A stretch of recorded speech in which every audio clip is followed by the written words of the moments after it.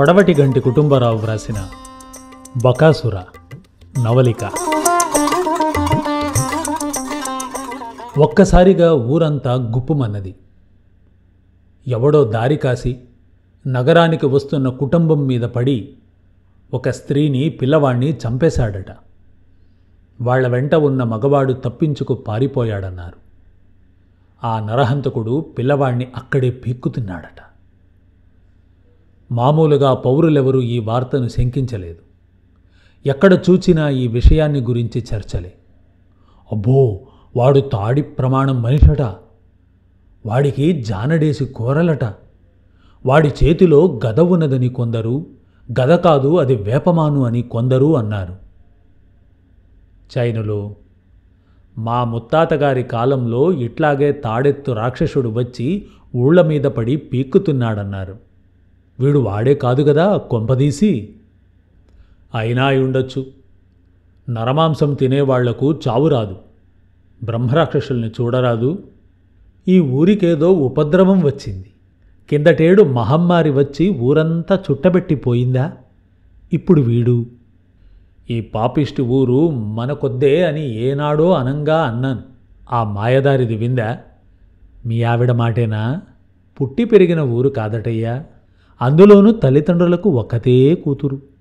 అదీగాక అల్లుళ్లను ఎంట ఉంచుకునే ఆచారం ఉంది వాళ్ళ కుటుంబంలో. మీ అత్తగారు కూడా ఈ ఊళ్ళో పుట్టి పెరిగినదే తెలుసా? అదే వచ్చిన చావు. మా అమ్మాయికి పెళ్లి చేసి అల్లుణ్ణి తెచ్చుకున్నాక సుఖంగా నేను కాలిమీద కాలేసు కూర్చోవచ్చునని దాని వాదన. నేను నానా అగచాట్లు పడి మా అత్తమామల్ని పోషించిన మాట నిజమే అనుకో. బొత్తిగా అప్రయోజకుణ్ణైపోవడం చేతనేగా ఇల్లరికం ఉండిపోవాల్సి వచ్చింది. మళ్ళీ నా కూతురికి ఇంకో అప్రయోజకుణ్ణి తీసుకురానా? ఈ పాపిష్టి ఆచారం నుంచి బయటపడదామే, పిల్లను చక్కగా నిక్షేపం లాంటి వాడి చేతిలో పెడదామే అంటే వినదా? మా ఆవిడ మంకుపట్టు పట్టబట్టే గాని 6 నెలల క్రితమే మా పిల్లను ఆ బలభద్రపురం కుర్రవాడికిచ్చి కాపురానికి కూడా పంపేసేవాణ్ణి కాదు. ఊరుకోవయ్యా చైన్లు, ఇప్పటికేం మించిపోయింది. అంతా సక్రమంగా జరిగిపోతుంది. ఆ రాక్షస వెధవ ఏ రాత్రి వచ్చి విరుచుకు పడుతాడో అని భయపడి చేస్తున్నాం కదా. చూడు చైనులు, వాడు రాక్షసుడయ్యేది పిశాచి అయ్యేది బ్రాహ్మల జోలికి వస్తాడుగా. ఎన్ని గుండెలు! బ్రాహ్మణ రక్తం కంఠం దిగిందో హాలాహలమై భగ్గున కాల్చేస్తుంది. ఏమనుకున్నావోను? ఇటువంటి సంభాషణలు ఊరంతా సాగాయి. రాజసభలో కూడా ఈ విషయం చర్చకు వచ్చింది. కానీ అక్కడ రాక్షసుడి ఉదంతం నమ్మినవారు లేరు. అదంతా ఉత్తది. రాక్షసుడు లేదు, గీక్షసుడు లేదు. కిట్టని వాళ్ళు వెధవ పుకార్లు లేవదీశారు. ఈ బ్రాహ్మణ్యాన్ని ఒక్కనాటికి నమ్మరాదు. మన పరిపాలన మీద ఇదివరకెన్నో అభాండాలు వేశారు, ఇది మరొకటి అన్నాడు ఏకచక్రపుర రాజు. కాకపోతే ఏమిటిలేండి, ఆ రాక్షసుడు ఎవరిని చంపాడు, ఎవరిని తిన్నాడు? అది చూసింది ఎవరు? ఒక మగవాడు పారిపోయాడన్నారు. పారిపోయినవాడు తన కొడుకును రాక్షసుడు తినడం ఎలా చూస్తాడు? మతిలేని మాట. ఒకవేళ రాక్షసుడు తన కొడుకును చంపి తిన్నాడే అనుకున్నా, ఆ దౌర్భాగ్యుడు దీనుల పాలిట కల్పవృక్షంలాగా తమరుండగా తమ దగ్గరికి వచ్చి మొరపెట్టుకొనక వీధి జనంతోన చెప్పుకుంటాడు. వాళ్ళ వీణ్ణి రక్షించేది? అంతా వటిది. తమరన్నట్టు ఈ బ్రాహ్మలే ఏదో సృష్టించారు. వాళ్లకు సంభావనలు ముట్టకపోతే ఎంతకైనా తగుదురు. అంతా అబద్ధమనుకోవడం రాజుగారికి ఆయన భృత్యులకు చాలా అనుకూలించింది. రాక్షసుడు నిజంగా ఉన్నాడని ఒప్పుకుంటే అందు గురించి ఏదో ఒకటి చెయ్యాలి. కానీ ఏమిటి చెయ్యడం? ప్రజలలో రాజుగారికి పరపతి లేదు. రాజుగారి ఉప్పు తినేవారే రాజుగారి మాట సరిగా వినరు. కానీ 3 రోజులు దాటాక మరొక మనిషి చచ్చాడు. ఈసారి చచ్చినవాడు పొరుగురు నుంచి వస్తున్నవాడు కాదు, ఊళ్ళోవాడే. వాడి అవయవాలు కొన్ని దొరికాయి, మనిషిని పోల్చుకోవడానికి వీలుగా. రౌరవుడు చచ్చిన మాట అయితే నిజమే, కానీ వాణ్ణి చంపింది రాక్షసుడే అని ఎట్టా చెప్పడం? ఎవరు చూచారు? పులి కాకూడదా అన్నాడు ఒక రాజుగారి భక్తుడు. కావచ్చు కానీ ఈ ఛాయల ఎక్కడా పుల్లు అవి లేవండి అన్నాడు ఒక అజ్ఞాని. ఓరి పిచ్చివాడా, ఆ మాటకొస్తే ఈ ఛాయల రాక్షసులు మాత్రం ఉన్నారా అన్నాడు రాజుగారి మరొక అభిమాని. అందరూ గొల్లున నవ్వారు. కీడెంచి మేలంచడం మంచిది. కొందరు భటులను తీసుకొని నగరం వెలుపలికి రాజుగారు వెళ్ళి వస్తే ప్రజలకు కొంచెం ధైర్యంగా ఉంటుంది అన్నాడు అజ్ఞాని. నీ సలహా విని నేను పెద్ద సైన్యంతో వెళ్ళేసరికి ఏ తోడేలో ఎదురైతే ఎంత పరువు నష్టం, ఎంత నగుబాట్ల పని అన్నాడు రాజు. తమరన్న ఈ ముక్క మహాబాగుంది. ఒకవేళ ఏ నరరాక్షసుడో ప్రమాదవశాత్తు వస్తే వచ్చుగాక, వాడింకా ఇక్కడే కూర్చోవచ్చాడా? సింహస్వప్నం కాదు తమరంటే. అతనికెవరో పిరికిమందు పోశారులేండి. రాజప్రాంగణంలో నరభక్షకుడు గుర్తించబడలేదు. కానీ అతని చేతిలో చచ్చేవాళ్ల సంఖ్య నానాటికీ పెరుగుతూ రాసాగింది. పట్టపగలే జనం ఉత్తి పుణ్యానికి ఉలిక్కి పడుతున్నారు. ఒకనాడు ఒక కూడలిలో అదిగో అని ఎవరో అనేసరికల్లా 4 వీధులు క్షణంలో నిర్జనమైపోయాయి. కొందరికి పూనకాలు వచ్చాయి. ఒకరి నోట గ్రామదేవత పలికింది. తనకు నరబలి ఇస్తే ఈ బెడద తప్పిస్తాను అన్నది. చిక్కేమిటంటే ఏ నరుడు తనకు బలి కావాలో కూడా పూనినవాడి నోటంట చెప్పింది. బలి కావలసిన వాడు గ్రామదేవత పూనినవాడి దాయాది. ఇంకొకసారి ఇంకొకరికి ఇంద్రుడు పూనాడు. మూడోవాడికి వాళ్ళ నాయనమ్మ పూని తనకు చీర పెట్టమని అడిగింది. ఈ గొడవలో ఒకడు పెళ్ళాన్ని కోపం మీద తంతూనే పొరుగింటి వాళ్ళు వచ్చి అమ్మా తల్లి నీకేం కావాలో కోరుకో అని మొక్కుకోవడానికి సిద్ధపడ్డారు. రాజుగారు కొలువు చేసి తన భృత్యులను సూటిగా ప్రశ్నించాడు. ఏమిటిదంతా? ఈ రాక్షసుడి గురించి పుకార్లను గురించి మనమేం చెయ్యాలి? వాడికి పేరు కూడా పెట్టారు జనాలు, బకుడట. నా మటుకు నేను నమ్మను. కానీ రాజునైనందుకు నా నమ్మకం మీదనే కర్తవ్య నిర్ణయం చెయ్యడం భావ్యం కాదు. ప్రజల తృప్తి కోసమైనా మనం ఏదో ఒకటి చెయ్యాలి. అదేం మాట మహారాజా? మీకు రాక్షసుడిలో నమ్మకం లేకపోతే ఏమీ చెయ్యనవసరం లేదు అన్నాడు ఒకడు. పోనీ నీకు నమ్మకం ఉందా అన్నారు మరొకడు అతనితో. నాకు లేదు. నాకు లేదు. నాకు కూడా లేదు. అందరూ తమకు రాక్షసుడిలో నమ్మకం లేదని ఒప్పుకున్నారు. అజ్ఞాని అందరికేసి నిర్ఘాంతపోయినట్టు చూసి, అయితే మీలో ఎవరైనా ఒంటరిగా నగరం దాటి వెళ్ళిరండి, జనానికి ధైర్యంగా ఉంటుంది అన్నాడు. అందరూ తెల్లమొహాలు వేసి, ఆ మాటలు నీకు కూడా వినిపించాయా అన్నట్టుగా ఒకరినొకరు చూసుకున్నారు. నన్ను పొమ్మంటే నేను పోను. నాకు తెలుసు, ఊరి బయట ఒక సాహసి అయిన నరభక్షకుడు తిష్టవేసే ఉన్నాడు అన్నాడు అజ్ఞాని. నేను పోదును గాని మా ఇంట్లో అక్కర చేసుకోబోతూ ఉన్నాం, క్షణం తీరికలేదనుకో అన్నాడు ఒకడు. అందరూ తలా ఒక సాకు సాగించారు. రాజుగారు పరధ్యానంగా ఉన్నట్టు కనిపించాడు. ఆయన అకస్మాత్తుగా ఏదో తట్టిన వాడలే నేటికి సభ చాలించాం అంటూ లేచాడు. సభికులందరూ లేచి సెలవు తీసుకుని నిష్క్రమించారు. తన వెంట రమ్మని రాజు మంత్రికి సైగ చేశాడు.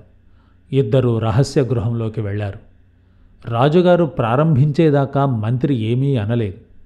అసలు ఆయన ఇంతవరకు ఈ రాక్షసుడి గురించి ఒక్క మాట కూడా అనలేదు. ఈ రాక్షసుడు ఒకవేళ నిజంగానే ఉన్నాడనుకుంటే అని రాజు ప్రారంభించాడు. అనుకోవలసిన అవసరం లేదు, వాడు నిజమే అన్నాడు మంత్రి. నాతో మాట వరుసకైనా అనలేదే?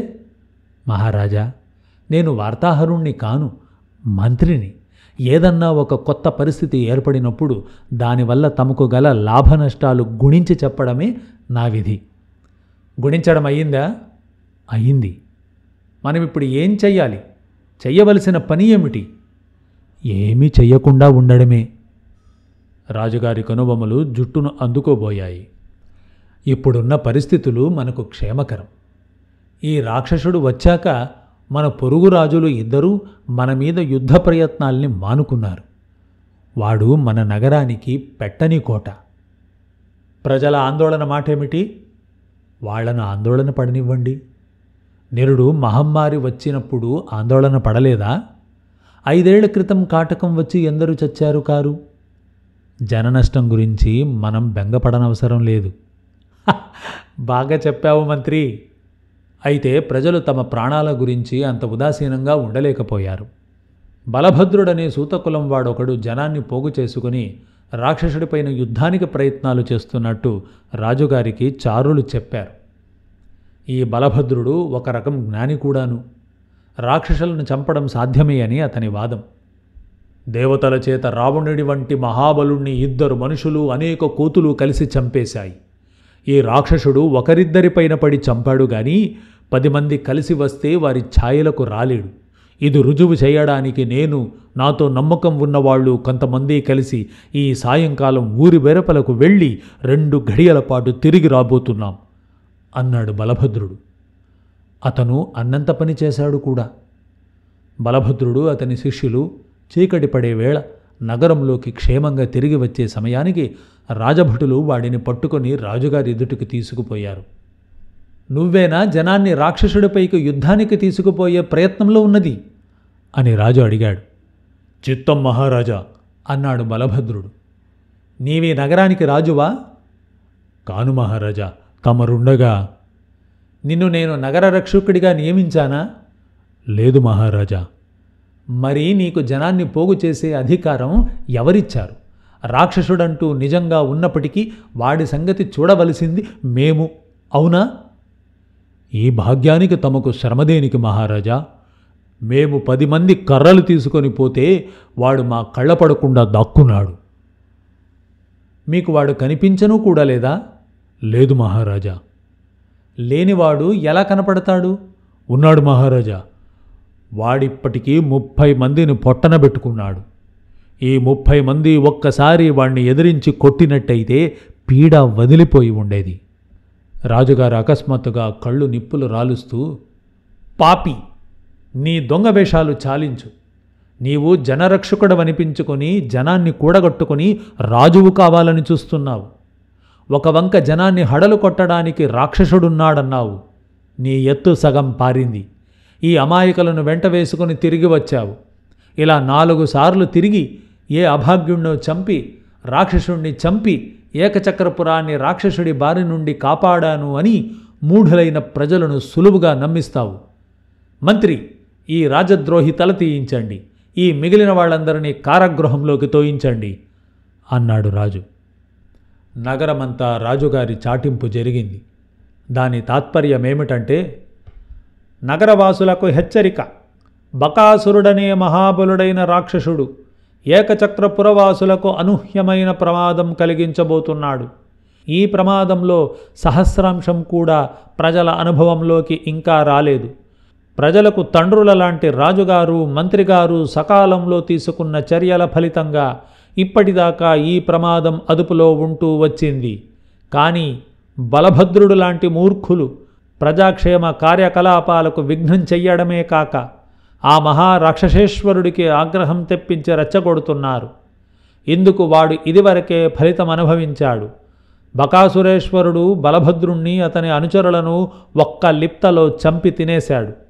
అందుచేత ప్రజలు బలభద్రుడి లాంటి మూర్ఖుల మాటలకు మోసపోక దైవం మీద, రాజుగారి మీద భారం ఉంచి కొన్ని జాగ్రత్తలు తీసుకోవాలి. ఎవరూ బకాసురేశ్వరుడి ముచ్చటలు చేయవద్దు. నగరం దాటిపోవద్దు. హనుమదుపాసన చేసుకున్నట్టయితే బకాసురాగ్రణి కలలోకి రాడు. ఆయన గురించిన భయాలు ఎవరినీ బాధించవు.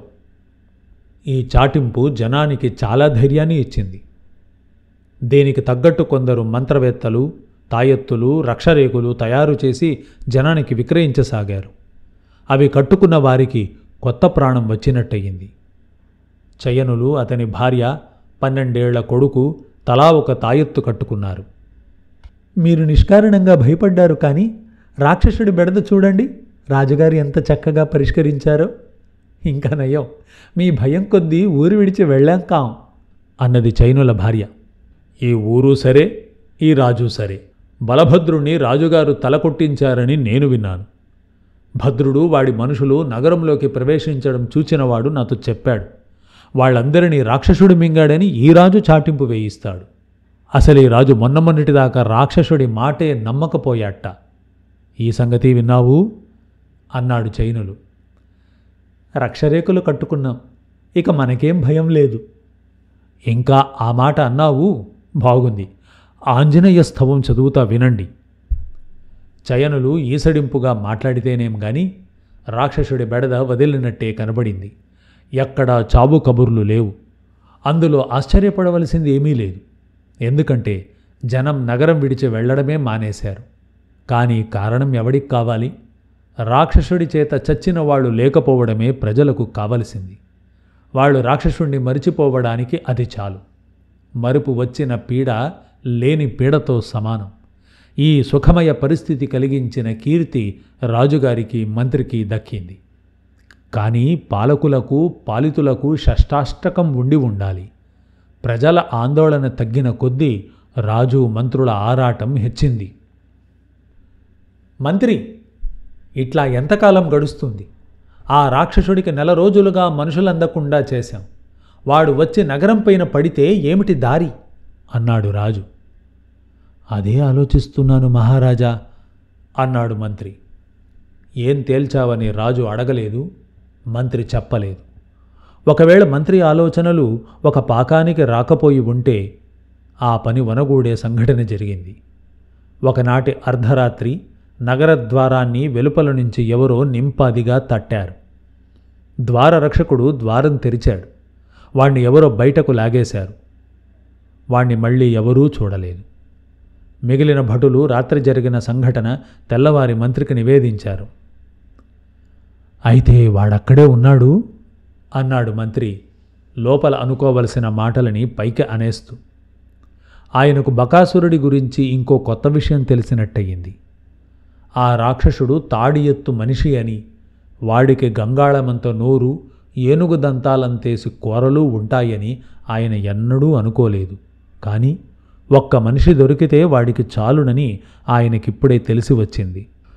2 మనుషులను తినగలిగి ఉండినా వాడు ద్వారరక్షకుడితో తృప్తిపడి ఉండడు. తెరచి ఉన్న ద్వారంలో నుంచి నగరప్రవేశం చేసి మరికొంతమందిని చంపి ఉండేవాడే. మీరీ మాట ఎక్కడ అనకండి. జనం నిష్కారణంగా భయపడిపోతారు. పాపం, వాళ్ళు ఇప్పుడిప్పుడే గుండెలపైన చేతులు వేసుకొని నిద్రలు పోవడం ఆరంభించారు. మన ద్వారరక్షకుడికి పెళ్ళాం పిల్లలు ఉన్నారా అని మంత్రి భటులతో అన్నాడు. లేరండి, బ్రహ్మచారి. మరీ మంచిది. ఎవరన్నా అడిగితే వాణ్ణి రాజమందిరానికి మార్చినట్టు చెప్పండి. ఈసారి ఎవరన్నా ద్వారాలు తట్టితే తలుపులు తెరవద్దు. అఘోరించినట్టే ఉంది అన్నాడు. ఇదంతా మంత్రి ద్వారా విన్న రాజు. ఆ రాక్షసముండా కొడుక్కి కావలసింది తడవకుక్క మనిషే అయితే మరీ మంచిది. ఆ మనిషిని మనం ఏదో విధంగా ఇచ్చుకొని అయినా వాడి నగరం విడిచిపోకుండా చెయ్యాలి. మనం చేసిన కట్టుదిట్టాల ఫలితంగా వాడు తిండి దొరక్క మరో ఊరు వెతుక్కుంటూ పోతాడేమోనన్న భయంతో నేను నిద్రపట్టక చస్తున్నాను. రాజుగారి హృదయం మంత్రికి ఇట్టే తెలిసిపోయింది. బకాసురుడు ఏకచక్రపురానికి పెట్టని కోట. వాడు 3 అక్షోహిణీల సైన్యానికి తుల్యుడు. వాడే చతురంగ బలాలును. అందుకే వాడు రాజుగారికి దివ్యమైన అంగరక్షకుడు. వాడు పోవడానికి వీల్లేదు. వాడి ఖర్చు ఏడాదికి 365 మంది ప్రాణాలు. కారుచౌక, చచ్చు చౌక. యుద్ధాలలో దానికి 5 చస్తారు. క్షామాలు అంతకన్నా ఎక్కువే బలి తీసుకుంటున్నాయి.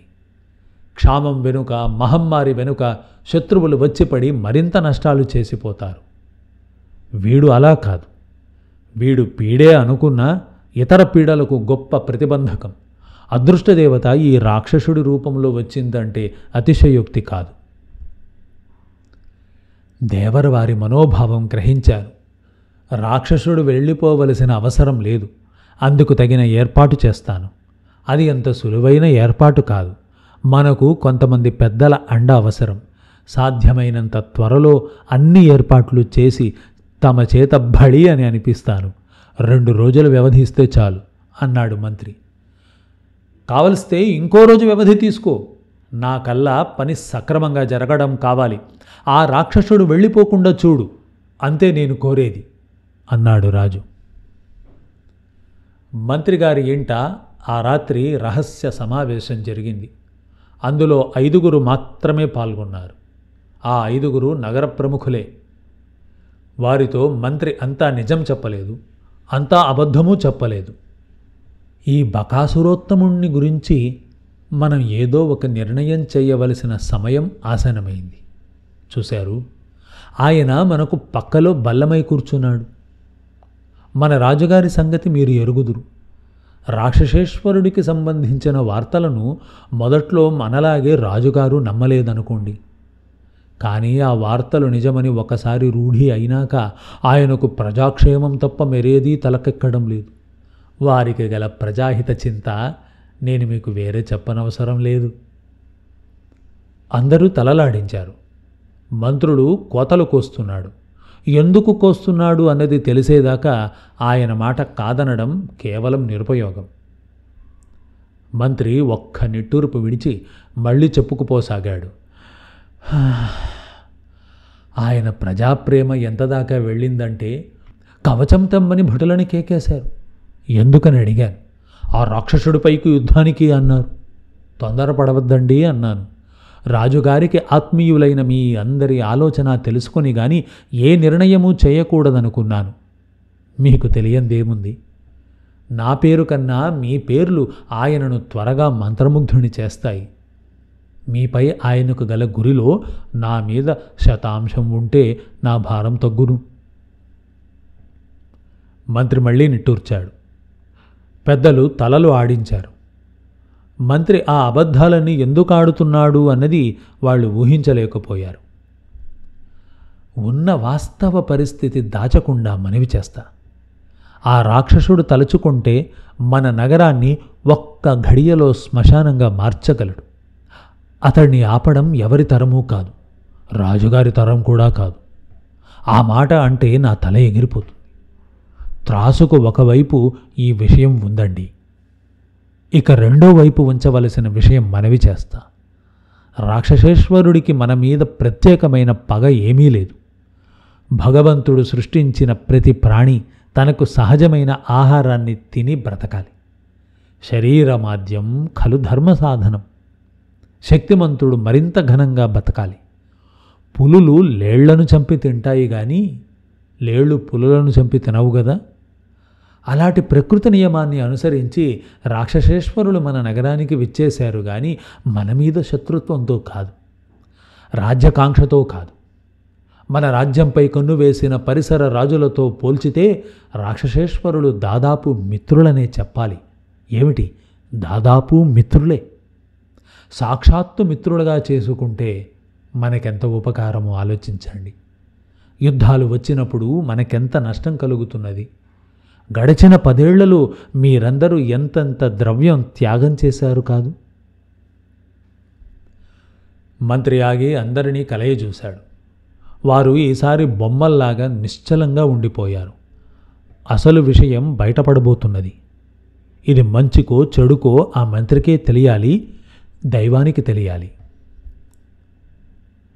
ఇప్పుడు మీ మంచి కోరే నా మంతరంగం ఏమంటే, ఈ రాక్షసేశ్వరుణ్ణి మనం మిత్రుణ్ణి చేసుకుని తద్వారా మీకు లాభాలు కలిగే పద్ధతి ఉంటే ఆ పద్ధతి అవలంబించడం ఉచితమా? లేక ఈ రాక్షసేశ్వరుణ్ణి మన శత్రురాజులతో సమంగా శత్రువును చేసుకుని మనమందరము సర్వనాశనం చేసుకోవడం సముచితమా? ఈ ఒక్క ప్రశ్నకు నాకు సమాధానాన్ని బట్టి పై విషయం మాట్లాడుకుందాం. వింటున్న 5 ముఖాలు వికసించాయి. మంత్రి వేసినది పిచ్చి ప్రశ్న. అంత బలాధికుడైన రాక్షసులుంగారి స్నేహంతో పాటు తమకు లాభాలు కూడా కలిగే మాట ఉంటే వారితో, అంటే రాక్షసుల వారితో విరోధం పెట్టుకోమని ఏ గాడిద అంటాడు? వారు మంత్రిని చూసి విశాలంగా నవ్వారు. దీనికింత ఉపోద్ఘాతం ఎందుకో వాళ్లకు అర్థం కాలేదు. అదే ఈ మంత్రులతో వచ్చిన చిక్కు. వాళ్ళు అసలు విషయానికి ఒకంతట రారు గదా. రాక్షసేశ్వరులకు దినము 1 2 దున్నలు, బండెడు అన్నము, కూరలు, 1 మనిషి ఆహారం. ఈ ఆహారం మనం సమకూర్చే పద్ధతిలో వారు మనతో మైత్రి చేసి మనకు అండగా, మన శత్రువులకు సింహస్వప్నంలా ఉంటారు. దీనికి మీరేమంటారు అన్నాడు మంత్రి. పెద్దలు మరింత విశాలంగా నవ్వారు.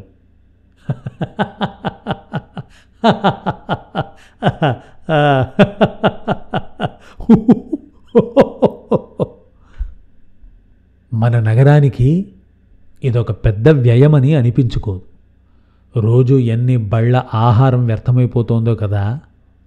ఆహార పదార్థాలు అందించడం మీ వంతు. మీకు తగిన ప్రతిఫలం చూపే పూచి నాది. ఇంతకాలము నగర ద్వారాలు మూసి ఉంచడం చేత మీ వర్తక వాణిజ్యాలు ఎంత నష్టమయ్యాయో నాకు తెలుసు. ఆ ద్వారాలు తెరవడమే మీకెంతో లాభిస్తుంది. దానికి తోడు మీకు ఇది ఒక తీయని వర్తకంగా ఉంటుంది. ఏమంటారు అన్నాడు మంత్రి. రాక్షసులం గారికి కావాలంటే ఒకటో రకం మద్యం కూడా మన వద్ద దొరుకుతుంది అన్నాడు ఒక పౌరశ్రేష్ఠుడు. అది మంచి ఆలోచన. మీతో సంప్రదించుతున్నది ఇందుకే కదా అన్నాడు మంత్రి. మరి దున్నపోతులు? బండి దున్నపోతులు రాజుగారే భరిస్తారు. మనుషుల మాట అదేమంత పెద్ద సమస్య కాదు. సమిష్టి క్షేమం కోసం చెయ్యవలసిన త్యాగంలో సామాన్య ప్రజలు సంతోషంగా భాగం పంచుకుంటారు.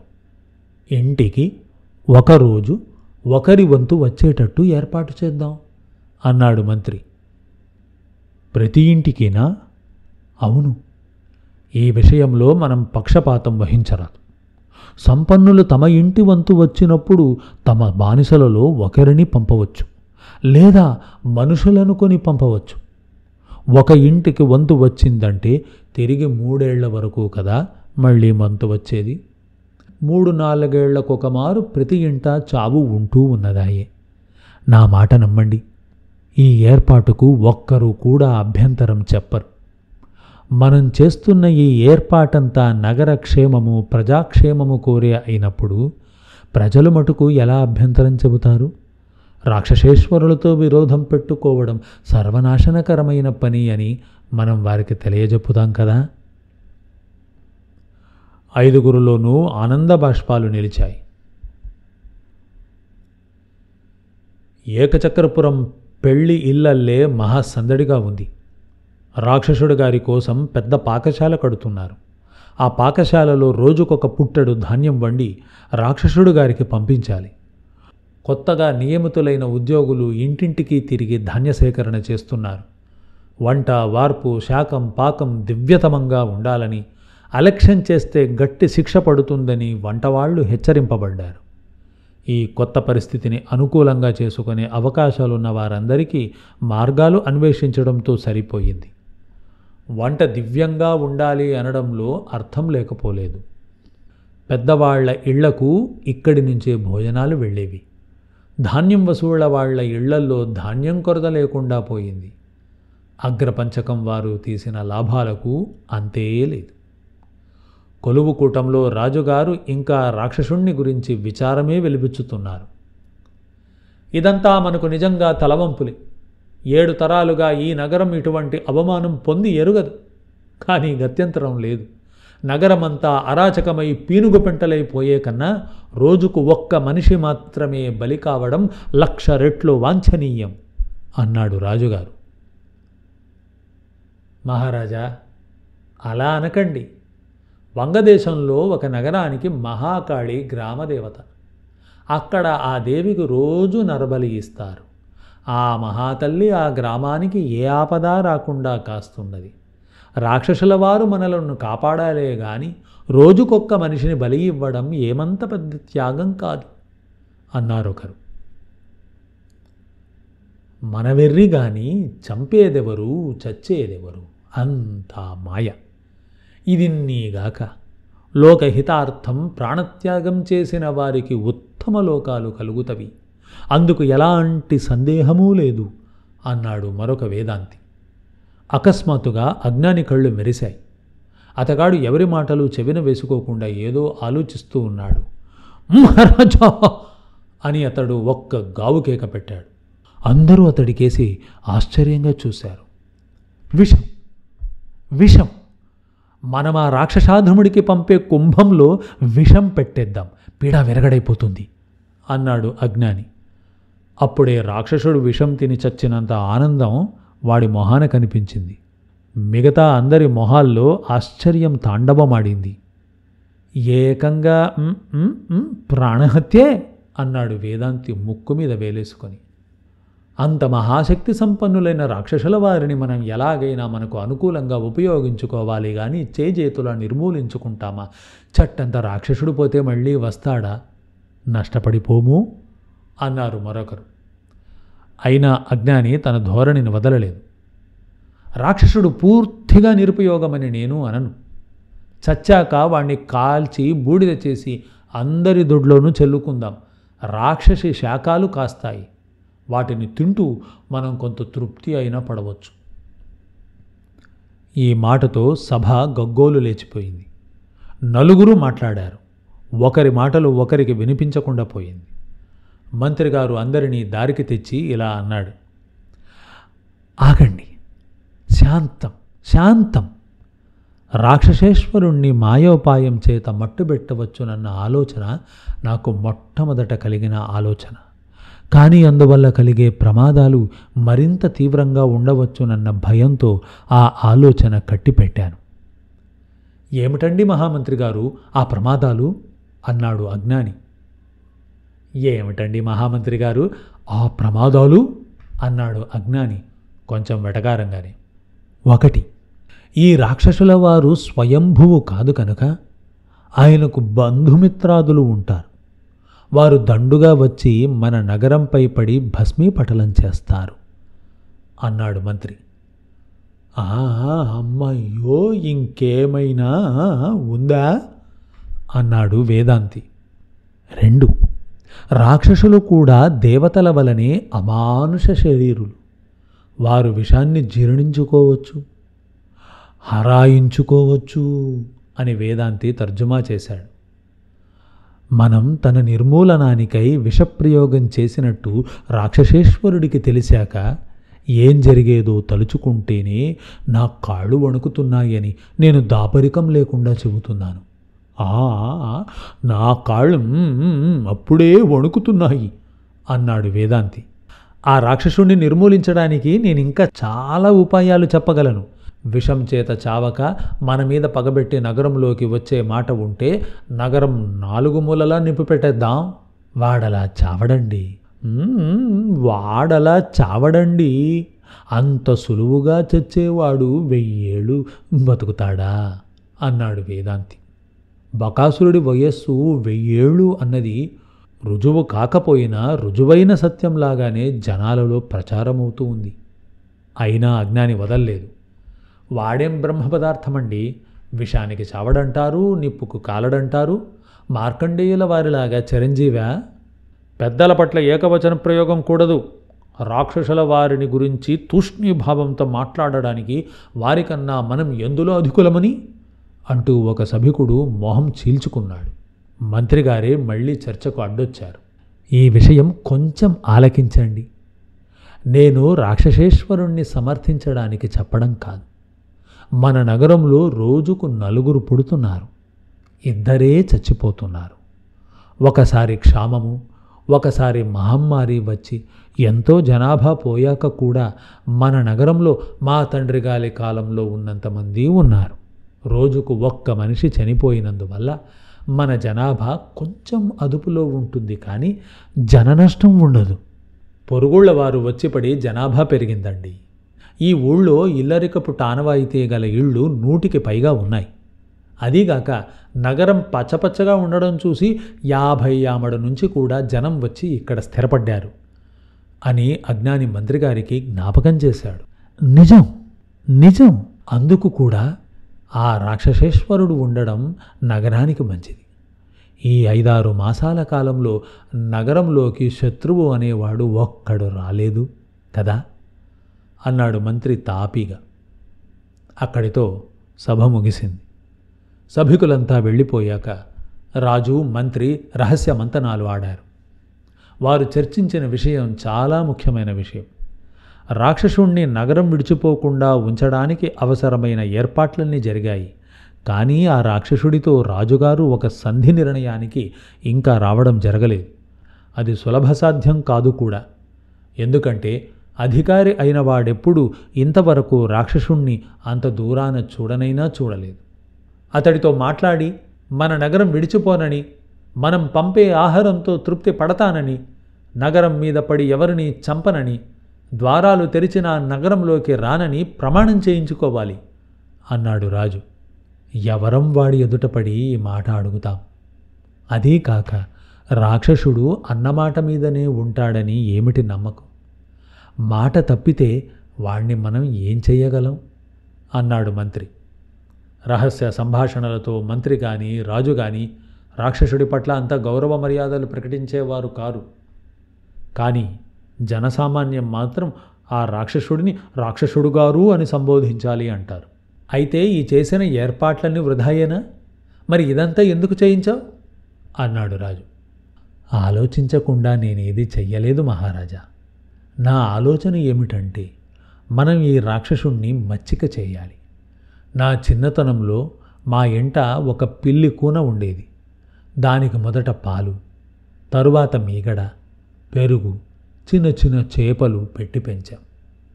అది తన ఆహారం కోసం మా మీద ఆధారపడిపోయింది. అలా ఆధారపడిపోయి తన ముందుగా ఎలకపోతున్నా కదలకుండా కూర్చునే స్థితికి వచ్చింది. ఈ రాక్షసి వెధవను మనం అలానే మచ్చిక చేయాలి. మనం ఆహారం పంపని నాడు పస్తైనా పడుకోవాలి కానీ మనుష్యుల్ని వేటాడరాదు. ఆ స్థితికి వచ్చాక మనం ఎలా చెయ్యమంటే అలా చేస్తాడు. అందుచేత మనం కొంతకాలం పాటు రోజూ వాడికి కుంభము, మనిషి, బండితో 2 దున్నలు పంపుదాం. ఎంతలావు రాక్షసుడైనా ఇంతకంటే హెచ్చు ఆహారం కోరడు. మంత్రి యొక్క బుద్ధిశాలితనాన్ని రాజుగారు మెచ్చుకొని మెడలో ఆ సమయానికి ఉన్న రుద్రాక్షమాల ఆయనకు కానుకగా ఇచ్చాడు. ఆయన మెడలో అనేక ముత్యాల మాలలు, రత్నాల మాలలు ఉండేవే గాని వాటిని చిన్న చిన్న దారపు పోగులతో అక్కడక్కడ అంటగట్టి ఉంచి రుద్రాక్షమాలను మాత్రమే తీయగానే సులువుగా వచ్చేటట్లు ఉంచుకునేవాడు. ఈ రహస్యం మంత్రి చెప్పినదే. అందుచేత రుద్రాక్షమాల తీసుకొని కళ్లకు అద్దుకుంటూ మంత్రి తనలో తానే నవ్వుకున్నాడు. అలా మొదటి రోజు బకాసురుడికి ఆహారం వెళ్ళింది. ఒక బండికి 2 దున్నలను పూంచి దానిమీద పుట్టెడు కుంభం వేసి దానిమీద రాజుగారి బానిసల్లో ఒకడిని కూర్చోబెట్టారు.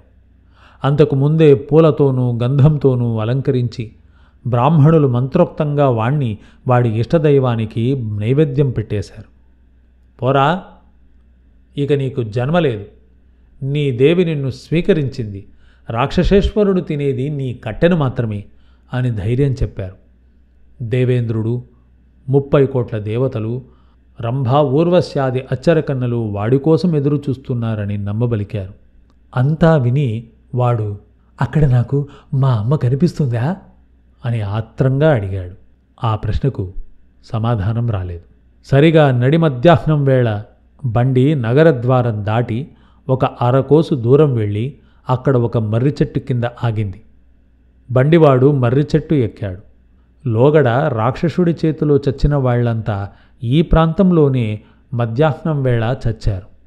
దారిలోనే రాక్షసుడు కనిపిస్తే పారిపోమ్మని, రాక్షసుడు కనిపించకుండా బండి చెట్టు నీడకు చేరితే చెట్టు మీదకు ఎక్కి దాక్కోమని కొంతమంది బండివాడికి సలహానిచ్చారు. సాయంకాలం సూర్యాస్తమయానికి ఇంకా 10 ఘడియలున్నదనగా బండి తిరిగి వచ్చింది. భటులు బండివాణ్ణి రాజు, మంత్రి కూర్చున్న గదికి తీసుకుపోయారు. ఏం జరిగిందిరా? ఏం జరిగింది? రాక్షసుడు వచ్చాడా? అంతా తిన్నాడా అని మంత్రి బండివాణ్ణి అడిగాడు. నిజానికి బండివాడు ప్రాణాలతో తిరిగి వస్తాడని మంత్రి అనుకోలేదు. మంత్రి ప్రశ్న వింటూనే బండివాడు ఏదో జ్ఞాపకం వచ్చి విరగబడి నవ్వాడు.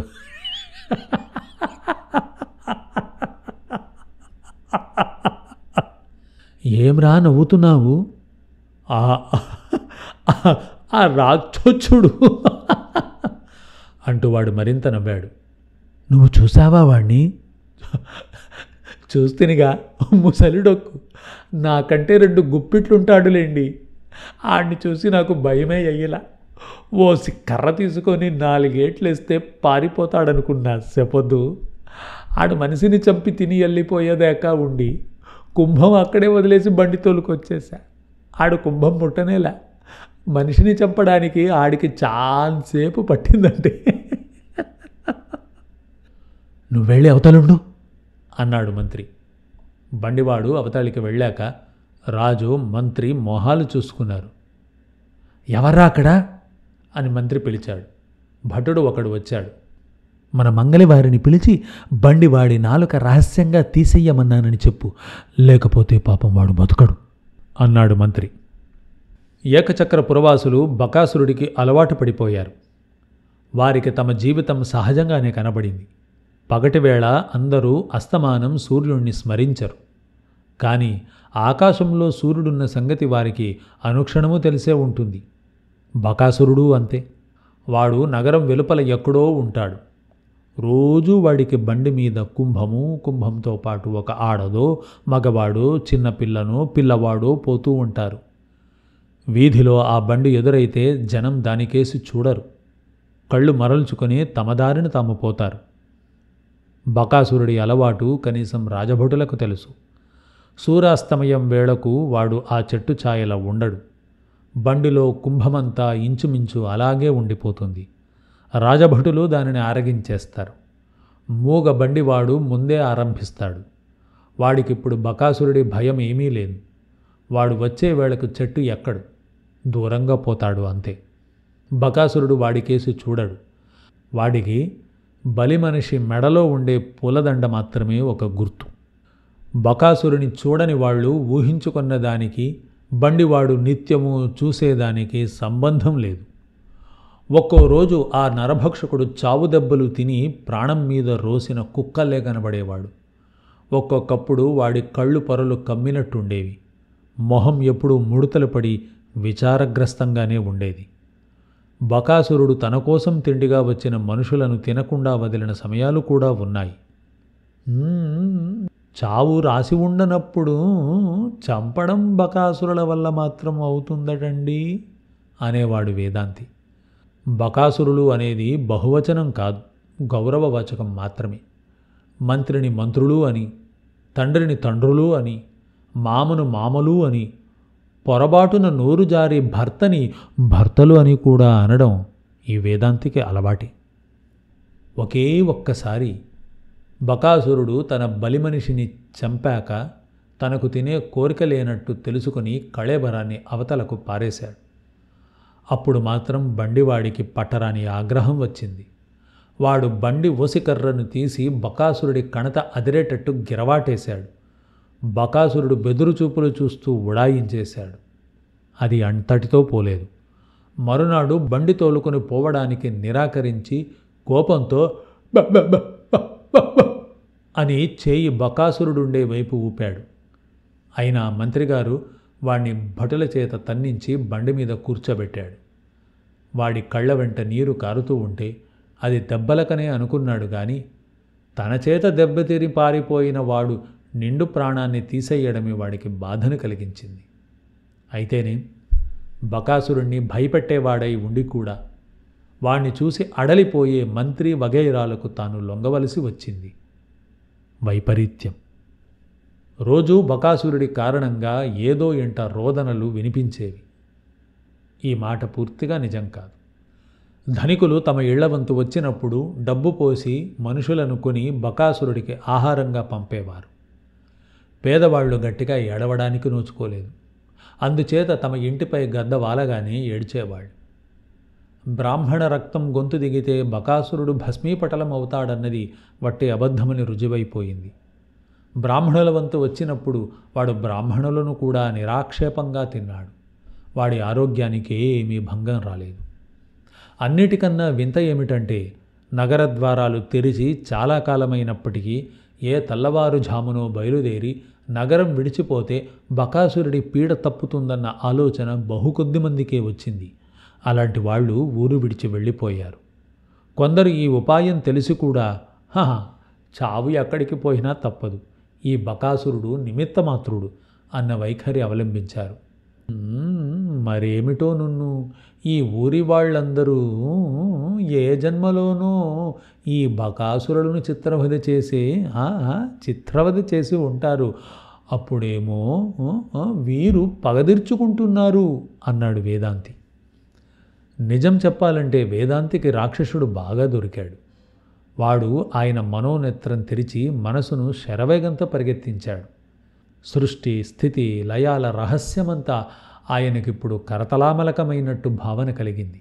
తన బుర్రలో ఊరే విజ్ఞానాన్ని ఆయన అందరికీ పంచేస్తున్నాడు. ఒకనాడు ఒక కుటుంబం ఏకచక్రపురం కేసి వచ్చింది. ఒక తల్లి, 5 కొడుకులును. అందరూ బ్రాహ్మణుల్లానే ఉన్నారు. పెద్ద కుర్రవాడు వేద పనస చదువుతుంటే మిగిలిన వాళ్ళు కూడా వంత పాడుతున్నారు. వాళ్ల ఉత్సాహం చూస్తే వాళ్లకు బకాసురుడి గొడవ ఏమీ తెలియనట్టున్నది. నగరం ఇంకో కోసు దూరం ఉందనంగా ఒక నల్లటి ఆకారం చెట్ల చాటు నుంచి దారి మీదకు వచ్చి అడ్డంగా నిలబడింది. మనిషి కొంచెం భారీవాడే, కాని బాగా వయసు మళ్ళినట్టున్నాడు. వాడి కళ్ళు ఆనని చూపు చూస్తున్నట్టున్నాయి. మొహం మీద, ముఖ్యంగా నుదుటి మీద ముడుతలు. బ్రాహ్మణ స్త్రీ కొడుకులలో బలిష్టంగా ఉన్నవాడు తమ అన్నను దాటి ముందుకు వచ్చి ఆ ఆకారాన్ని సమీపిస్తూ, "ఎవడ్రా నువ్వు? తొలుగు" అన్నాడు. బకాసురుడు ఓండ్ర పెట్టినట్టుగా అరిచాడు గాని కదలలేదు. బలిష్ఠుడైన పేడిమూతి కుర్రాడు ఇంకొక అడుగు ముందుకు వేసి పిడికిలి బిగించి బకుడి రొమ్ములో ఒక్క పోటు పొడిచాడు. ఆ దెబ్బకు బకుడు అక్కడే చితికిలబడి భయంకరంగా మూలిగాడు. కుర్రవాడు వాణ్ణి తన పాదంతో ఎడంగా తోసి తల ఊపాడు. అతని తల్లి, అన్న, తమ్ముళ్ళు ముందుకు వెళ్ళారు. బకుడు తల పక్కగా ఎత్తి తనను కొట్టినవాడు మృత్యుదేవతలాగా తన పక్కనే రెండిన చేతులు పెట్టుకుని ఉండడం చూసి పిల్లిలాగా ఒక్క దూకుతో దూరాన వెళ్ళిపడి లేచి చెట్లలోకి పారిపోయాడు. బలిష్ఠుడైన కుర్రవాడు చేతులు దులుపుకొని తన వాళ్లను కలుసుకున్నాడు. మరికొంతసేపటికి ఆ 6 ఏకచక్రపురంలోకి ప్రవేశించారు. వారు వీధి వెంట నడుస్తూ ఉండగా చయనులు ఎదురుపడి ఆగి వారికేసి ఆశ్చర్యంగా చూసి, "ఎవరో పొరుగురి వాళ్ళు ఎందుకు వచ్చి ఉంటారు? వారి మంచిగా ఊరి మంచిగా" అని అనుకున్నాడు. ఆయన బ్రాహ్మణిని సమీపించి, "అమ్మా, మీదే ఊరు? ఈ ఊళ్ళో మీకెవరైనా బంధువులున్నారా? నేను ఈ ఊళ్ళో చాలా ఏళ్లుగా ఉంటున్నాను. మిమ్మల్ని ఎన్నడూ చూడలేదు. ఇక్కడికనే వచ్చారా? ఇంకెక్కడికైనా పోతూ ఇలా వచ్చారా?" అని అడిగాడు. "మాకు ఒక ఊరంటూ లేదు బాబు. నేను, నా బిడ్డలు ఒకప్పుడు బాగా బతికాం. కానీ కాలం కలిసి రాక దేశాలు పట్టి తిరుగుతున్నాం. మాకు ఏ ఊరైనా ఒక్కటే. తలదాచుకుని నీడ దొరకాలే గాని" అన్నది బ్రాహ్మణి. "మీరెవరు? మీ తండ్రి గారి నామధేయం ఏమిటి?" అని చయనులు అడిగాడు. అందుకు బ్రాహ్మణి తల వంచుకొని, "బాబు, మమ్మల్ని ఏమీ అడక్కండి. మేము అజ్ఞాతంగా బతుకుతున్నాం. మమ్మల్ని శత్రువులు చంపాలని చాలా ప్రయత్నాలు చేశారు. నా ఈ 2వ కొడుకును చంపడానికి వాళ్ళు చేసిన ప్రయత్నాలు అన్నీ ఇన్నీ కావు. వాడి ఆయుర్దాయం గట్టిది. ఆ మాటకు వస్తే మా అందరి ఆయుర్దాయమూ గట్టిదే. మాకు చావు భయం ఏనాడో తీరిపోయింది. ఇదే నగరమో మాకు తెలీదు. ఇక్కడ మాకు ఉండేందుకు జానెడు కొంప దొరికితే సంతోషంగా ఇక్కడే ఉంటాం. మేం ఒకరి జోలికి పోయేవాళ్లం కాంబాబు" అన్నది.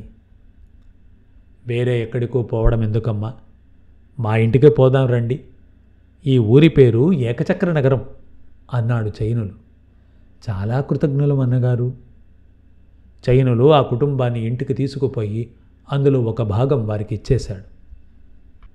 ఆ విధంగా లక్క ఇంట్లో కాలిపోకుండా ప్రాణాలతో బయటపడిన కుంతి, పాండవులు ఏకచక్రపురం చేరుకుని ఆ బ్రాహ్మణుడి ఇంట తలదాచుకున్నారు. వాళ్ళు కూడా రాక్షస భయం కంటే మనిషి భయం జాస్తిగా కలవారే, బండివాడిలాగా. పాండవులు రోజల్లా వేదపఠనం చేస్తారు. 4 వీధులకు నలుగురు వెళ్ళి మధుకరమెత్తి అన్నం తెస్తారు. కుంతీదేవి వారు తెచ్చిన ఆహారాన్ని 2 భాగాలుగా చేస్తుంది. ఒక సగం భీముడు ఒక్కడే తింటాడు. మిగిలిన సగం కుంతి, మిగిలిన 4 తింటారు. భీముడి భుజబలమే వారికి అంగరక్ష. వారెక్కడికి వెళ్లరు. ఎవరితోనూ కబుర్లు చెప్పరు. బకాసురుడి సంగతి వారికి ఏమాత్రమూ తెలియదు. కొద్ది రోజులు గడిచాయి. అకస్మాత్తుగా చైనులు ఇంటిపై గద్ద వాలింది. తెల్లవారుజామునే నగర రక్షణాధికారి వచ్చి శుభవార్త చెప్పి వెళ్ళాడు. ఇవాళ నరబలి మీ ఇంటి వంతు. ఇది జరిగే సమయానికి కుంతి, భీముడు ఇంట్లో ఉన్నారు. మిగిలిన వాళ్ళు మధుకరానికి వెళ్ళి ఉన్నారు. చైనులు గారి 5 ఏళ్ల కొడుకు భీముడి చేత కథలు చెప్పించుకుంటూ ఉన్నాడు. అన్నీ రాక్షసుల కథలే. రాక్షసుల్ని ఎవరూ చంపలేరు కాదు అన్నాడు కుర్రవాడు. ఎవరా చెప్పింది? రాక్షసుణ్ణి ఒక చేత్తో మెడపట్టుకుని రెండవ చేత్తో కర్ర పెట్టి టపీ టపీమని కొడితే కాసేపటికల్లా వాడు చస్తాడు. బకాసురుడు కూడా చస్తాడా అన్నాడు కుర్రవాడు. బకాసురుడా? ఎవడన్నా చస్తాడు. మీకు తెలియదు కామోలు, రాక్షసులకు మొండి ధైర్యమే గాని మెదడు తక్కువ అన్నాడు భీముడు. కుంతి నవ్వింది. అకస్మాత్తుగా పక్క భాగంలో నుంచి రోదనం వినిపించింది. కుంతి, భీముడు కొయ్యబారిపోయినట్లు పోయి చెవులు రిక్కించి విన్నారు. పాపం, ఏదో కష్టం వచ్చినట్టుంది, కనుక్కుని వస్తానుండు అంటూ కుంతి లేచి చైనుల గారి భాగానికి వెళ్ళింది. చైనుల భార్య, కూతురు పెద్ద పెట్టున ఏడుస్తూ ఉన్నారు. చైనులు మొహం కందగడ్డలాగుంది. ఏడిస్తే ఏం ప్రయోజనం? తప్పుతుందా? మనింటి మనిషి ఎవరో ఒకరు వెళ్ళాలి. రోజూ ఎవరికో ఒకరికి జరుగుతూ ఉన్నదేగా. ఇవాళ మనవంతు. నువ్వు 4 ఏళ్లు కనిపెట్టుకు ఉంటే పిల్లలకు రెక్కలు వస్తాయి అన్నాడు చైనులు. మీరు పోతే అందరము దిక్కులేని వాళ్ళమవుతాం, అందుకని నేనే పోతాను. బ్రాహ్మణ స్త్రీని, ముత్తైదువునని వాడు నన్ను విడిచిపెట్టినా పెట్టవచ్చు అన్నది బ్రాహ్మణుడి భార్య. ఎప్పటికైనా పోవలసిన దాన్ని నన్ను పంపండి అమ్మా అన్నది కూతురు ఏడుపు ఆపకుండానే. ఇంతలో పిల్లవాడు చేతిలో ఒక పూచిక పుల్ల తెచ్చి, నేను రాక్షసుణ్ణి దీంతో చంపేస్తా అంటూ వచ్చాడు. అందరూ గొల్లుమని ఏడ్చారు. కుంతికి వాళ్లకు వచ్చిన కష్టం పూర్తిగా బోధపడలేదు. బాబు, మీరంతా ఆరోగ్యంగానే ఉన్నారు. దుర్వార్త వచ్చిందనుకుందామంటే దూరపు బంధువులైనా రాలేదు. మీకు వచ్చిన కష్టం ఏమిటో చెప్పండి, చేతనైతే నా కొడుకులు సహాయం చేస్తారు అన్నదామె. ఆమె తన కొడుకుల్లో ఒకణ్ణి బలిగా ఇస్తానంటుందనుకుని చైనులు ఆక్రోశిస్తూ, వద్దు తల్లి వద్దు. ఏ జన్మలోనో మా ప్రాణానికి ఎవరి ప్రాణమో అడ్డువేయబట్టి మాకీనాడు ఈ ఘోరం వచ్చి పడింది. మా నలుగురిలో ఎవరో ఒకరు రాక్షసుడికి ఆహారం అవుతాం. ఒకరెందుకు, నేనే అవుతాను. నేనింక 1000 ఏళ్ళు బతికి మాత్రం సాధించేదేమిటి? రత్నం లాంటి భార్యతో ఇన్నాళ్ళు కాపురం చేశాను. కొడుకును, కూతుర్ని కన్నాను. వాళ్ల ద్వారా పౌత్రులను, దౌహిత్రులను పొంది ఉత్తమ లోకాలకు పోతాను అన్నాడు. ఎవరా రాక్షసుడు అన్నది కుంతి. ఆ సద్బ్రాహ్మడు ఆశ్చర్యంతో తన కష్టం కూడా క్షణం పాటు మరిచాడు. ఆయన ద్వారా కుంతికి బకాసురుడి వ్యవహారం తెలిసింది. అయ్యా, మీరు నిశ్చింతంగా ఉండండి. ఈవాళ మన ఇంటి వంతు కనుక మా రెండో వాణ్ణి రాక్షసుడి దగ్గరికి పొమ్మంటాను. పిచ్చి బ్రాహ్మడికి బ్రహ్మహత్య చేసినంత భయం కలిగింది. వద్దు తల్లి వద్దు, ఆ మాట మరొక్కసారి అనవద్దు, అంటే ఒట్టే అన్నాడాయన. కుంతి నవ్వి, కొడుకుపైన నాకు ప్రేమ లేక పంపుతున్నాననుకుంటున్నారా అన్నగారు? వాడికేమీ భయం లేదు, నా మాట నమ్మండి అన్నది. ఇంటి వాళ్ళు ఈ ఏర్పాటుకు ఒప్పుకోలేదు. కానీ ఏడుపులు, పొడబొబ్బలు మాని తాపీగాని కుంతి సూచనకు తమ వ్యతిరేకతను తెలిపారు. కుంతి భీముణ్ణి పిలిచి, బకాసురుడికి ఆహారంగా రోజుకు 1 గడప వాళ్ళు వెళ్ళాలట. ఈరోజు ఈ ఇంటి వంతు, ఏం చేద్దాంరా నాన్న? నేను పోతానమ్మా అన్నాడు భీముడు ప్రాధేయపడుతున్నట్లుగా. బలిష్టంగా ఉన్న ఆ బ్రాహ్మణ కుర్రవాడు ఆ మాట అన్న పద్ధతి చూసి చైనులు, భార్య కూడా దడుచుకున్నారు. ఆ కుర్రవాడే మారువేషంలో ఉన్న రాక్షసుడా అన్న అనుమానం కూడా వారికి కలిగింది. నువ్వు వెళ్ళవటమేమిటి నాయనా, చచ్చిపోతావు సుమా అనడానికి కూడా చైనులకు నోరు రాలేదు. ఆయన మౌనంతో తన అంగీకారం తెలిపాడు. ఆయన భార్య కుంతి మొహం కేసి చూడలేకపోయింది. రాజభటులు వచ్చే సమయానికి ఇంకా మిగిలిన పాండవులు తిరిగి రాలేదు. భీముడి కడుపులో ఆకలి నకనకలాడుతున్నది. బకాసురుడికి పంపే కుంభం దివ్యంగా ఉంటుందని ఇదివరకు చైనులు చెప్పాడు. భీముణ్ణి అధికారులు అలంకరింప చెయ్యడము, మంత్రాలు చదవడము, ఇష్టదేవతలకు నైవేద్యం పెట్టడము, ఈ తంతు అంతా అతనికి చాలా విసుగు కలిగిస్తున్నది. ఆ చిరాకును అణిచిపెట్టుకుని కుంభం వాసన ముక్కుకు తగలగానే భీముడు పురోహితులను చూసి నవ్వాడు.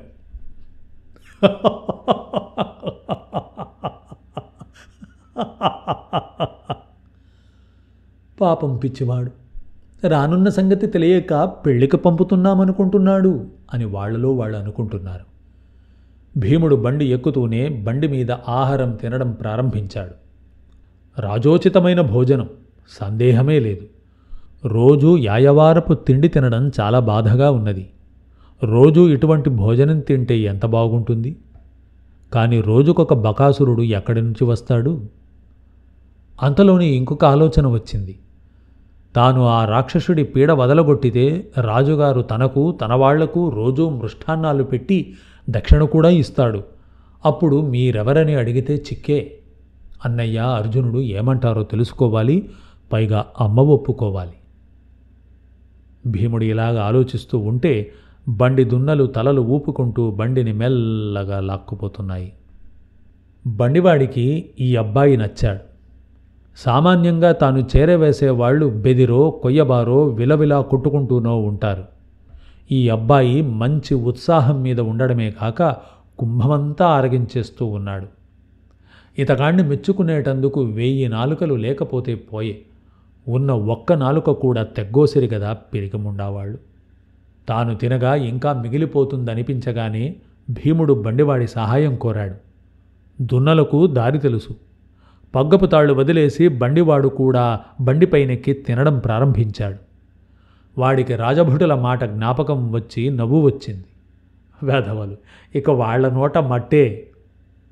చూడబ్బి, నీ పేరేమిటి అన్నాడు భీముడు. బా బా బా బా అన్నాడు బండివాడు నోరుకేసి చూపిస్తూ. వాడు చెవిడివాడు కాదు, ఎవరో నాలుక కోసేశారు పాపం. ఎవర్రా నీ నాలుక కోసింది అన్నాడు భీముడు. బండివాడు మీసాలు మెలిపెట్టి చూపించాడు. ఎవరో గొప్పవాళ్ళు చేసిన పనే, ఆ సంగతి తర్వాత తేల్చుకోవాలి. ఇంతలో బండి వచ్చి చెట్టు కింద ఆగింది. దానంతటా అదే. ఇద్దరూ ఇంకా తింటూనే ఉన్నారు. ఇంతలో పెడబొబ్బలు వినిపించాయి. భీముడు తలెత్తి చూసి ఆశ్చర్యపోయాడు. కొద్ది రోజుల క్రిందట తాము ఈ నగరానికి వస్తుండగా దారికి అడ్డం నిలబడిన వాడే వీడు. వీడేనా రాక్షసుడు అని భీముడు బండివాణ్ణి అడిగాడు. ఆ మాట అడగడానికే సిగ్గైనట్టుగా ఉంది. బండివాడు తల పైకి కిందికి ఊపాడు. భీముడు రెండిన చేతులు పెట్టుకుని తనకేసి వచ్చే బకుడిని చూశాడు. వీడి కోసమా ఇన్ని 100 మంది మనుష్యులు బలి అయింది? ఎంత చిత్రం! ప్రపంచంలో ఎటువంటి పాలకులు ఉంటారు? బకుడు భీముణ్ణి చూసి గుర్తుపట్టలేదు. వాడికి సరిగా చూపు ఆనదు.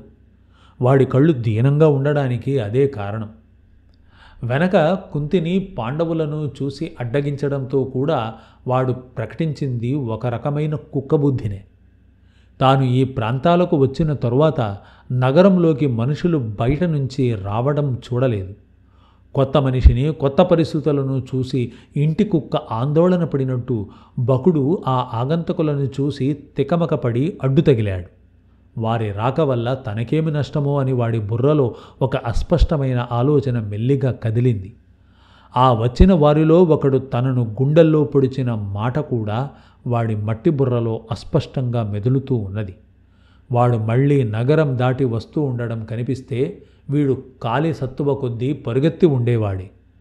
అదే మనిషి బండి మీద తనకు ఆహారంగా వస్తాడని వాడికి కలలో కూడా తట్టి ఉండదు. వీడెవడో గాని వీడి మెడలో దండలున్నాయి అంటే వీడే తన ఆహారం. వీడు తన చేత చచ్చి తినబడడానికి సిద్ధంగా ఉండకపోగా బండిలో తెచ్చినదంతా తింటూ బండివాడికి కూడా మేపుతున్నాడు.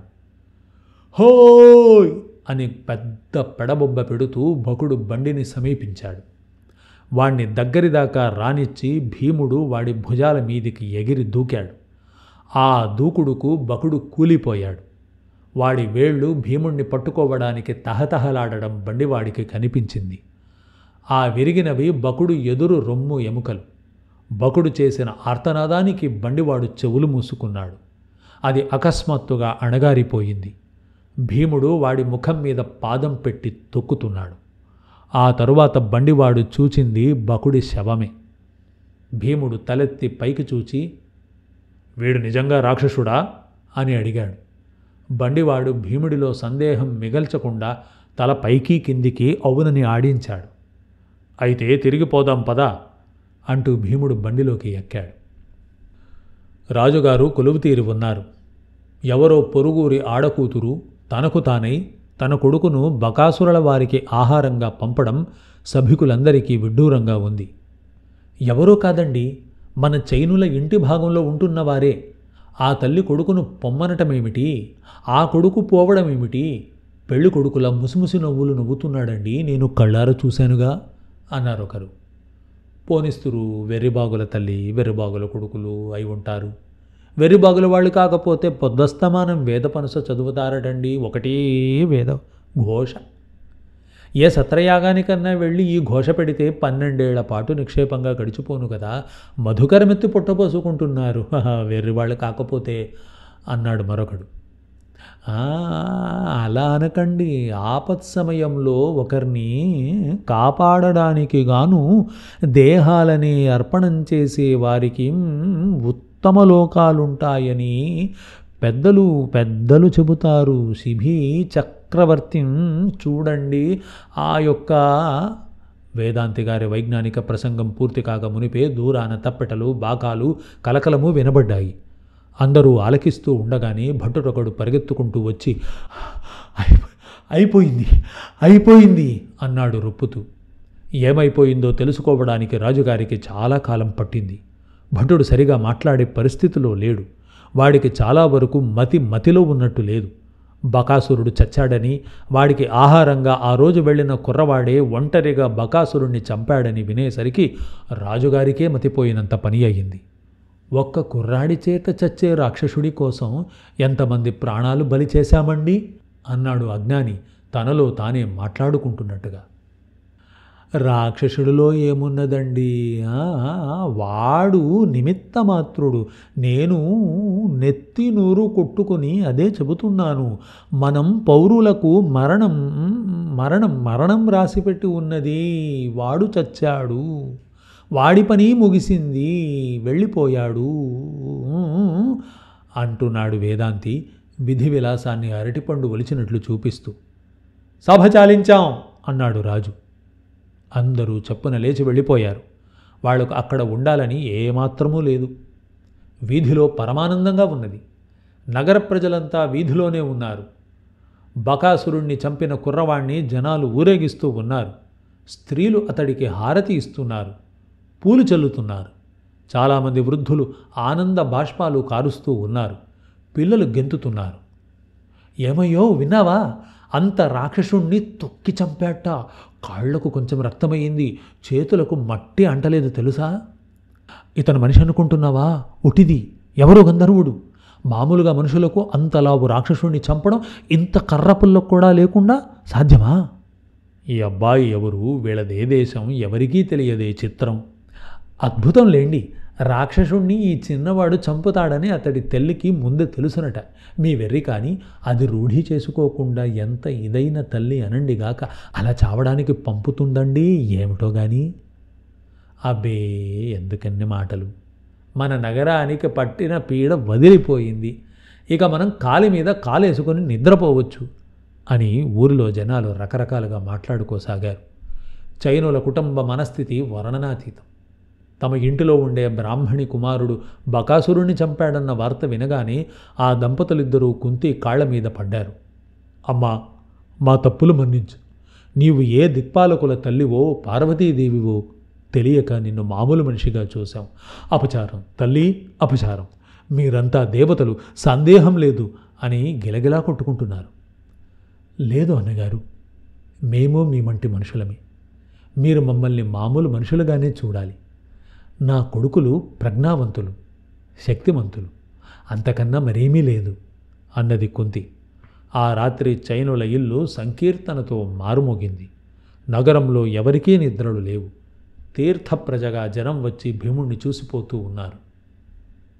ఆ రోజు రాజుకు మంత్రికి కూడా నిద్రలు లేవు. వారు విచారసాగరంలో మునిగి దరిగానుక కొట్టుకుంటున్నారు. పోయింది, మనం అనుకున్నదంతా పోయింది అన్నాడు రాజు. ఇక మన శత్రువులు విజృంభిస్తారండోయ్ అన్నాడు మంత్రి. మన ప్రజలు మనల్ని కుక్కల కన్నా హీనంగా చూస్తారు.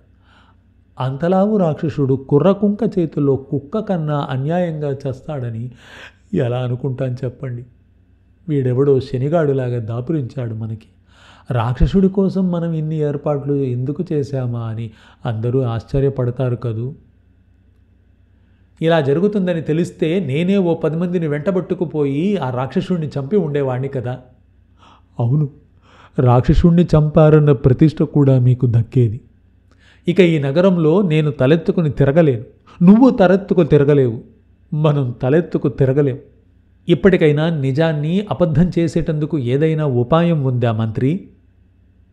ఈ చంపినవాడు మనిషి కాదని ప్రచారం చేస్తే? ఏడ్చినట్టే ఉంది. ఆ ప్రచారం ప్రజలే ఇప్పుడు చేస్తున్నారు. వాణ్ణి రాజును చేసేస్తారు, నన్ను తీసేస్తారు, ఇది నిశ్చయం. మనం అజ్ఞాని చెప్పినట్టు ఈ కుర్రాణ్ణి విందుకు పిలిచి విషం పెట్టి చంపేస్తే? బాగానే ఉంది, కానీ అది కూడా మనల్నే కట్టి కుదిపితే? ఒక్క ఆలోచన. ఏమిటది? వీడు చచ్చిన రాక్షసుడి కంటే మించిన రాక్షసుడని ప్రచారం చేస్తే సాధ్యమా? ఈ నగరంలో రోజుకు ఒకణ్ణి చంపేసి అది వీడి పనే అయి ఉంటుంది అని అంటే సరి. దివ్యంగా ఉంది ఆలోచన అన్నాడు రాజు. తెల్లవారుజామున నగరం సద్దుమణిగి ఉంది. చైనుల గారి కుటుంబం అప్పుడే మేనులు వాల్చి నిద్రలకు పడ్డారు. కుంతి తన కొడుకులతో, నాయనలారా, మనం బయలుదేరే వేళ అయింది. ఈ బకుడి చావుతో మనం ఇక్కడ ఉన్నామని హస్తినాపురం వాళ్ళు పసిగడతారు. ఈ ఊరు వచ్చినందుకు వీళ్లకు ఇంత మేలే చేశాం, కానీ ఈ ఊరు మనకిక అచ్చిరాదు అన్నది. ధర్మరాజు, భీముడు, అర్జునుడు కవలలు మునివేళ్ల మీద నడుస్తూ బయటకు వెళ్లారు. కుంతి వారి వెనుకనే బయలుదేరింది. నగరంలో ఎక్కడా అలికిడి లేదు. వీధులన్నీ నిర్మానుష్యంగా ఉన్నాయి. కాపలా వాళ్ళు నిశ్చింతగా నిద్రపోతున్నారు. చీకటిలో పడి పాండు మహారాజు కుటుంబం సాగిపోయింది.